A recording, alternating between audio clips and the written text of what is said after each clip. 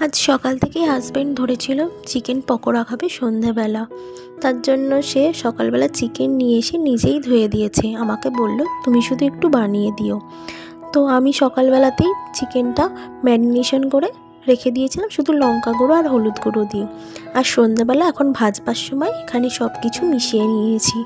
পেঁয়াজ কুচি, ধনেপাতা কুচি, টমেটো কুচি, একটু কর্নফ্লাওয়ার, একটু চালের গুঁড়ি, আর একটু চাট মশলা, একটু জিরে গুঁড়ো, আদা রসুন পেস্ট সব দিয়ে ভালো করে আবার একটু মিশিয়ে নিয়েছি। আর একটা তাতে ডিমও দিয়েছি। আর তারপর এরকম দেখতে হয়েছে। চলুন ভাজবো।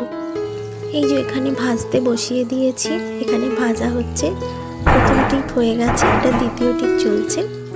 আর গরম গরম পকোড়া খেতে সবাইরই ভালো লাগে। এর সাথে এক কাপ কফি হলে তো জমেই যায়। এনে পকোড়া রেডি, হাজব্যান্ডকে দিয়ে দিয়েছি। সে বলল দারুণ খেতে হয়েছে। চলুন আমিও দুটো খাই।